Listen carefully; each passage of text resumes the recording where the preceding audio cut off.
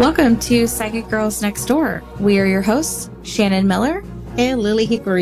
This podcast is for all spirituality enthusiasts and psychics next door to share tools, experiences, and spiritual practices that align with your highest vibrational self. On this episode, we are going to talk about how we are officially Reiki Masters. Woohoo! Super excited. It's official. It is official. How do you feel, Lili? Well, I cannot even believe. You know what's interesting? I always thought that to become a Reiki master, it was such like a difficult thing to achieve. Not sure why, but I think like years ago when someone told me that they were, I guess Reiki practitioners and they were going to a Reiki master program and they started talking about how expensive it was. And I thought it was something that was unachievable. And now that we are like, oh my gosh, you're just kind of like waiting for that to sink in. It's attainable. Anyone can do it. Absolutely. Yeah. Absolutely. How did you like the class? I loved it. Danielle is awesome. We can link her info. She is just such a nurturing person. And she practices with really high integrity. And I really respect that. And I see that that's something that, creating your own internal core values, I think that's been coming a lot for me lately. Like I've been interviewing at companies and that's all, talk about your values and aligning yourself to an organization that also has like ethics and integrity. And I realized like, I really value that in people. And so when you practice, ethical and intentional, like high vibrational anything, which Danielle does when she teaches Reiki and practices Reiki, it just will attract people who also have the same ethical and moral values as you do. So I had a great experience. I am excited. We're going to hopefully practice on people in hospice centers and people who need healing. I personally want to practice for free for a while until I get comfortable and know what I'm doing. And not that I don't know what I'm doing, I feel like I do. And what's interesting is I always get information because of our clairvoyant training backgrounds.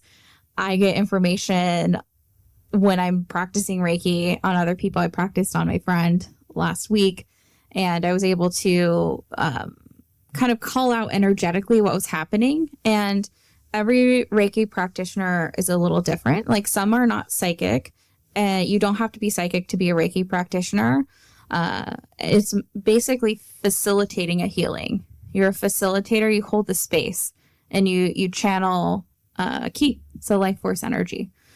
You do need to be attuned. I recommend going through Danielle, or even if you're in the Bay Area, the East Bay, or I'm sure there's other Reiki groups all over. But yeah, I had a really great experience. In a nutshell, a great experience. How was... Yes, yeah. I agree 100%. Danielle is also the one that we did Reiki 1 and 2. And Reiki 2. And of course, we had to do a Reiki master training. And she's an incredible professional. She really holds space for everyone. And she does it in a way that doesn't feel like, I'm the teacher, you're the student.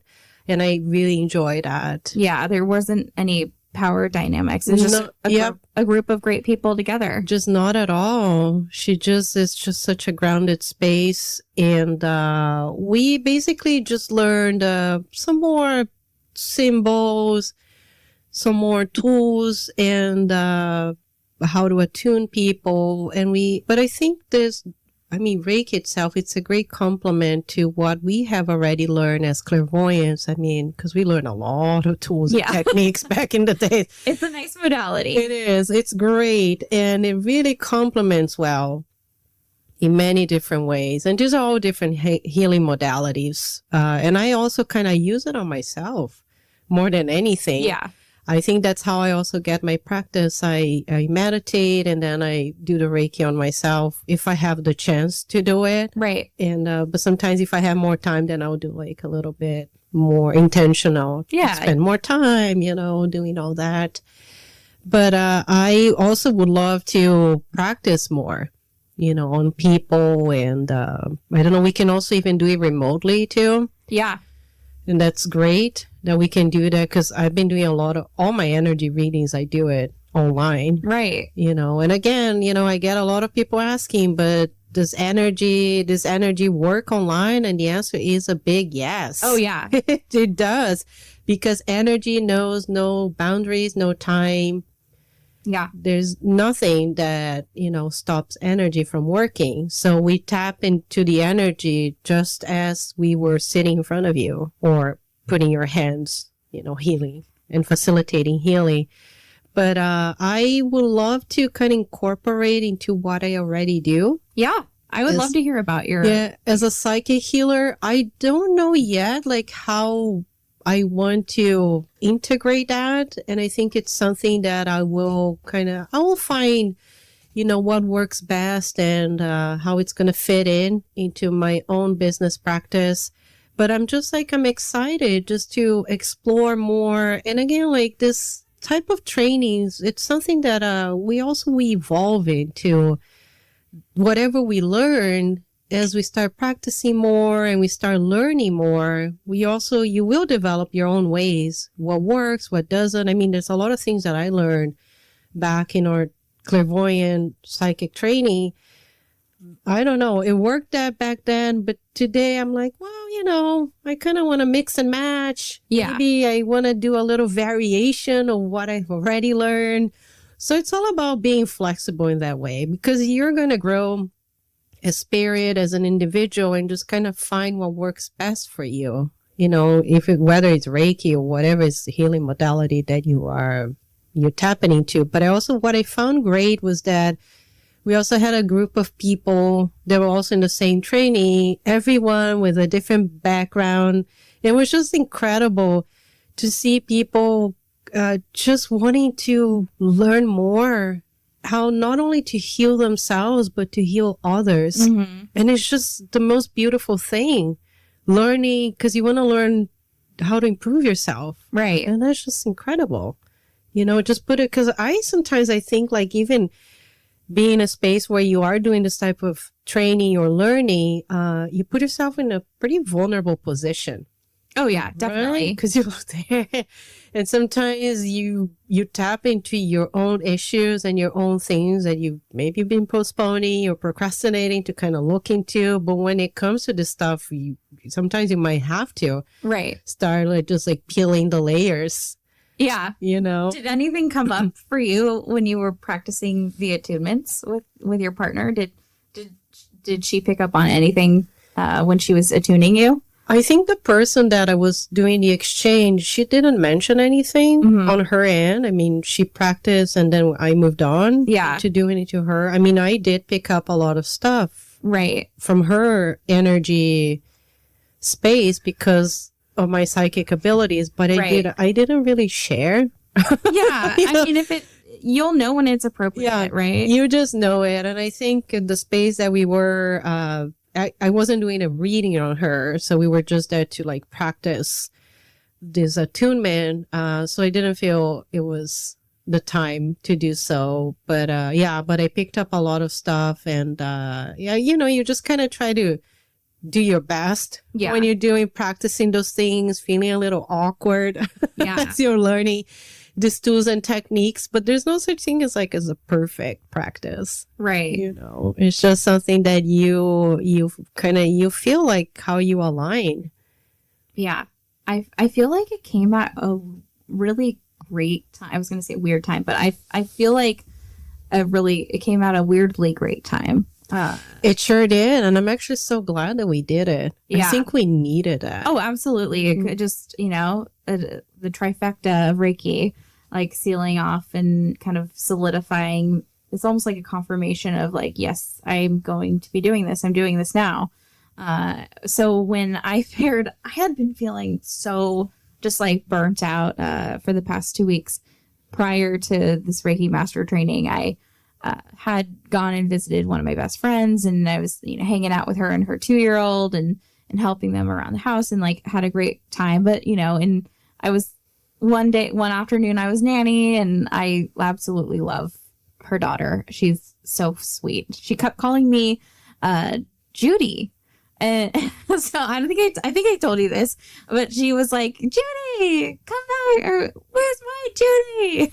Why does she call you Judy? Like every day. Oh my gosh. And my name is Shannon.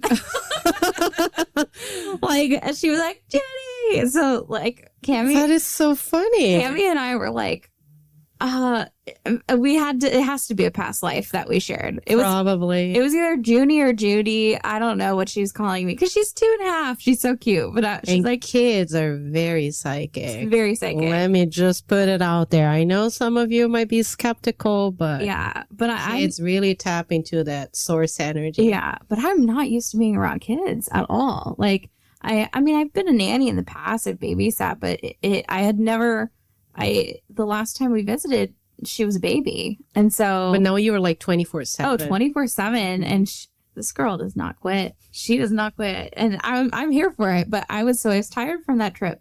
And then I had to watch my parents' dogs. And then sadly, this week we had to put down Knick Knack. He was 15 and a half. Cute little dachshund. He was a warrior, peaceful warrior. But yeah, so rest in peace, Knick Knack. So sweet. Cammy and I would always call him Nicholas Knackelson. But anyway, that's besides the point. But I had been exhausted going into this like training, from just hanging out with, my best friend's family to taking care of my parents' dogs. And I came in and I was feeling really hot. What's interesting is we picked out a card from like a tarot deck in the beginning, and I got Bridget. And she's the Irish goddess of, water and fire. And she had fire coming out of her hands.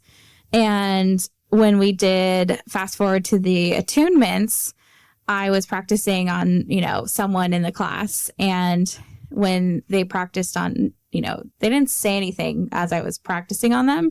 But then when he was practicing on me, I was like, I'm so sorry. My hands are so clammy. And he's like, oh, don't worry about it. I wasn't going to say anything to you, but when you touched my shoulders, because at one point you have to touch their shoulders. When you touched my shoulders, it was like fire was coming out of your hands. And I'm like, oh my God, that is such a weird coincidence. And I feel like I've been shifting and burning energy, like literally. And it's so funny that I got that card, Bridget, who's the goddess of fire and water. You were on fire. I was literally on fire that day. Yeah, yeah. And that's so funny how you just manifest and attract similar things to come into your life. But I know that we want to like pivot and talk about like when we are meditating, like to give y'all some resources. Because in order to become a Reiki practitioner, you definitely need to take a class. We could talk about it all day and night, but it helps to go through a class and learn from a Reiki master. I'm not in a place to teach people how to do Reiki yet, but as Reiki masters, Lili and I can technically teach people how to become, Reiki masters themselves and Reiki practitioners. But what we can teach you today is how to get in the space of meditating. Well, because meditation is available to everyone. And I know that Reiki might be not accessible to everyone that is listening because it does incur some costs.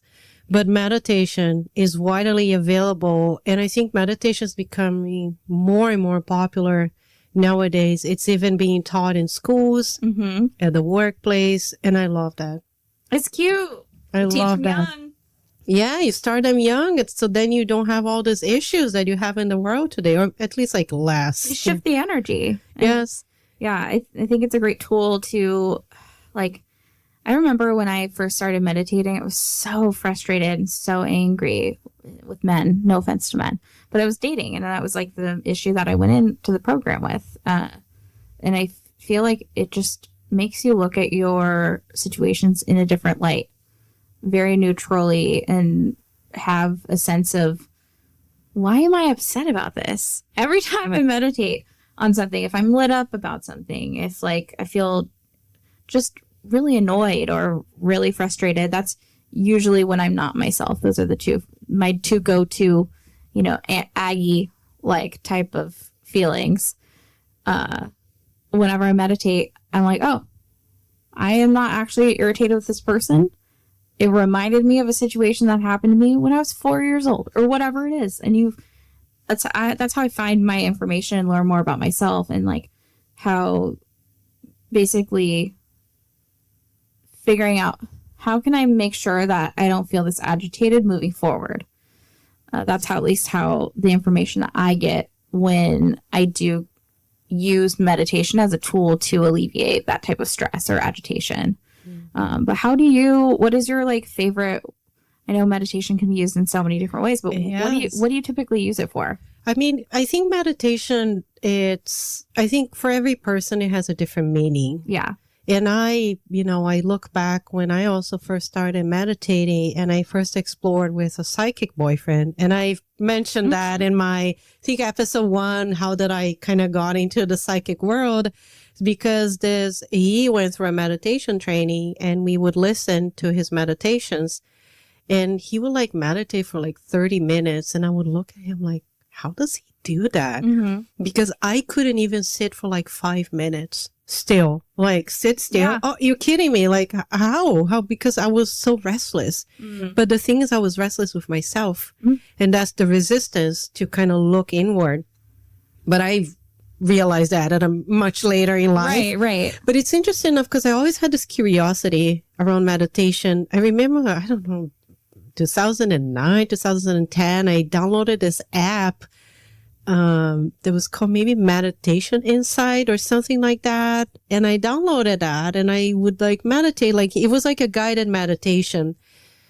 And I would watch like a few YouTube videos. But for me, meditation, when I started, it was more to like release stress, mm-hmm. because I was so reactive. I was always like stressed out and just like angry too. Yeah. Like there's also like this anger. But I always felt good afterwards. But I was not consistent at all. Oh, yeah. It was like here and there. If someone like pissed me off at work, I'm like, I need to meditate. Right. So I would go get into that space. So I would fall asleep during mm-hmm. guided meditation. I'll be listening on YouTube, and like halfway I'll be like out. I mean, those are always nice too, especially before you go to bed. Maybe sleeping might be a meditative practice too. Who knows? Taking a nap. Right. Yeah. Maybe you just need to take a nap. Exactly. That's my body needed that. It was calling for it. But like in 2016 or 17, a friend of mine, she sent me a video about this lady that was teaching this practice called Ho'oponopono. And Ho'oponopono, it's a Hawaiian mantra or practice that it teaches like reconciliation and forgiveness. So you basically like you acknowledge responsibility for having caused pain or wrong to others. You seek forgiveness, and then you also express gratitude. So I started doing that, and I really enjoyed it. I enjoy like going through that mantra and like thinking of situations about my life that I could have maybe done better or things like that. I wished I could have apologized. And I think back then, I think I already started shifting something in myself. And then right afterward, that's also when I aligned with the meditation training that we went into. And when I started the classes, I was like, oh, this is it. Yeah. This is aligning. I just feel at home. So for me, meditation, from when I started into today, the way that it has evolved is just coming home. It's like, hi, you're here. So it's basically more like reconnecting with myself, acknowledging that I'm here, and also a way to get to know myself better too. I don't know, like say I would have whatever situation, whatever triggers me. I think that's a great way to start exploring. I'm like, I got triggered by this situation mm-hmm. at work or whatever situation on that day. So as I go into meditation, it's great for me to just first acknowledge that, but look what's behind that too. Right. The why behind it. Why did I get so triggered? What is it that it's inside of me that I need to acknowledge, or that I need to shift or explore or What are you not paying attention to? yeah.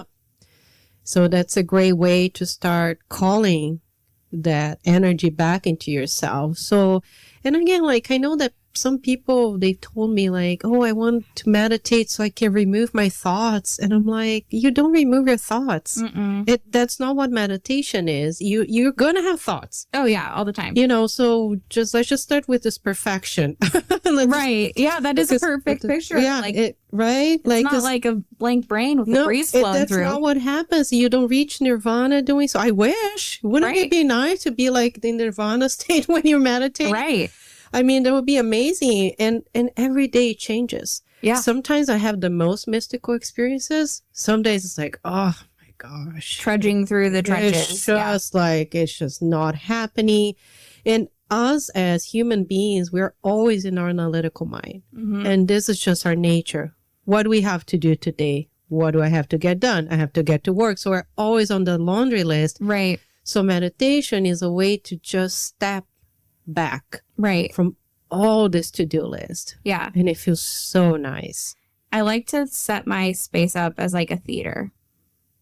So the chatter, the chit chat of the crowd, that's my analytical mind.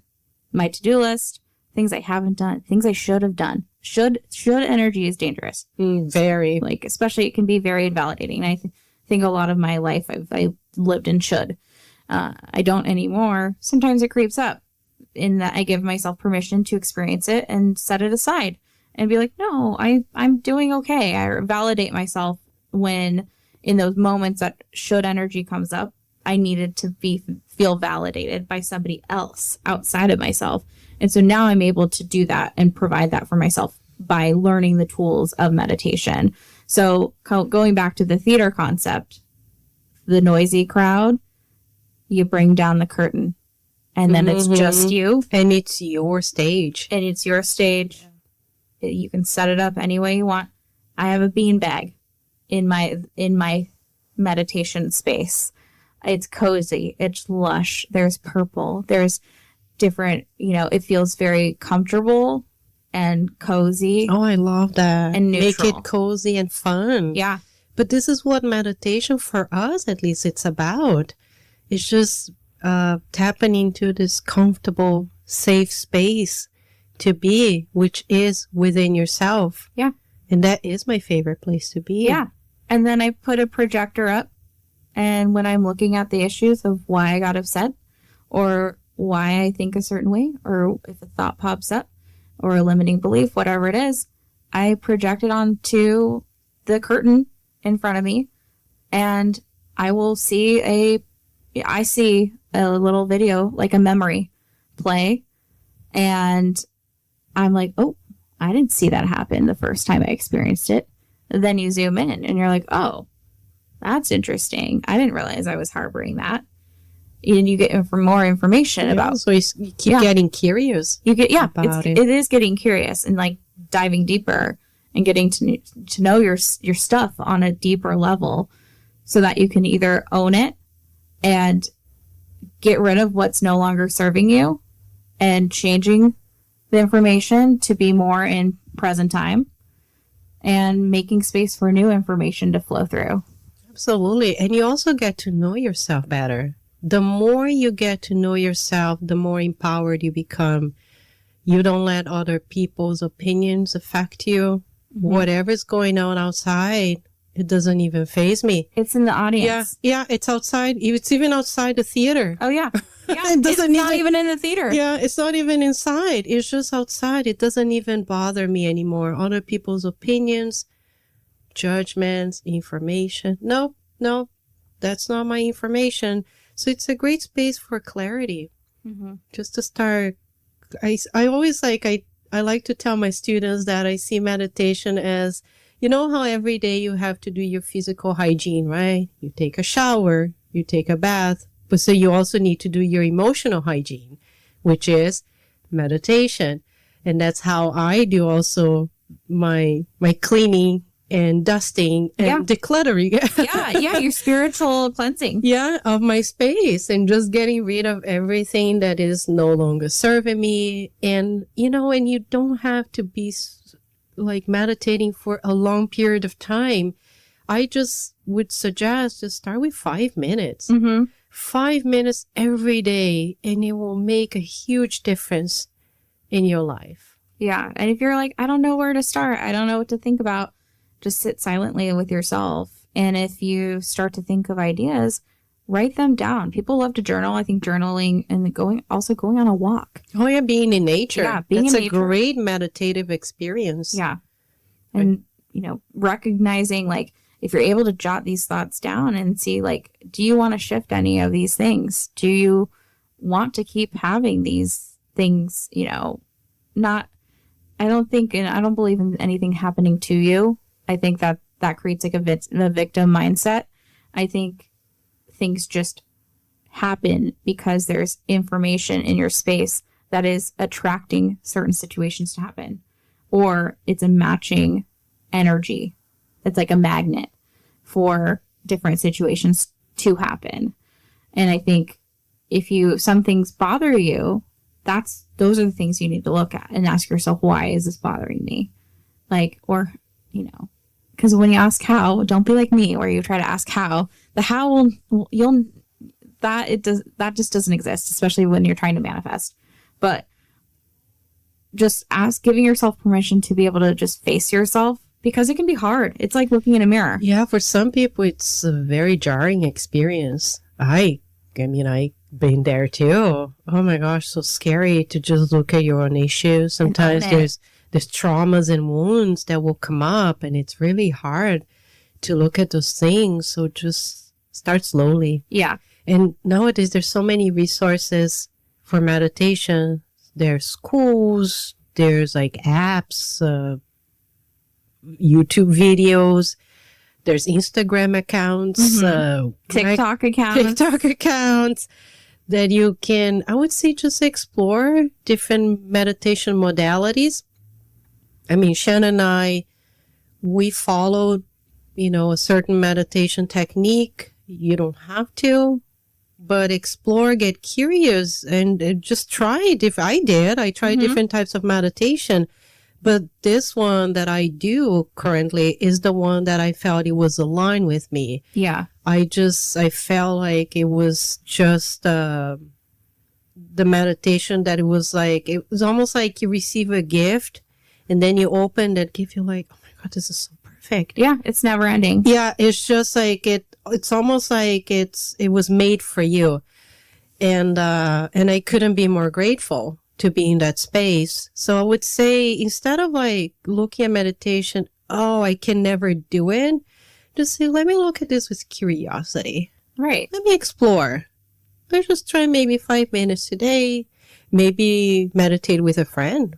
Right. And just have like a support. Maybe, there's a lot of groups and communities that you can do a group meditation, and everything's also online. So even easier. Oh, yeah. From the comfort of your home, you can do that too. Yeah. And there's so many resources out there, as Lili said. I listen to Insight Timer. I'll link the app in our show notes. I listen to that every night before I go to bed, and it sends me away. And then I do our meditation throughout the day, whether I, do it in the morning, maybe I need an afternoon pick me up, or a neutralizer, as I like to call it, or whatever I want. And then also, like, I like to bookend my day with meditation, like fresh start, because sometimes my dreams are incredibly weird, and then I get triggered by that. So you never know. However you feel is best for you, just go with it and flow with it. And you'll figure out, if you're trying to creating a habit takes time. So it's giving yourself permission to be new. I think permission to be new was like the best information I received when we first started new training in the clairvoyant training program. Yeah. Open to learn. Mm-hmm. Open to learn. And in meditation, you will notice you will be learning more and more about yourself. And I hope you also learned something from us today as meditators. And if you need more tips, or if you even would like to book a meditation session with us, contact us. And thank you so much for listening and joining us. Don't forget to leave us a comment a review, share with your friends, and we'll see you on our next episode. Thank you so much from the Psychic Girls Next Door. Bye-bye.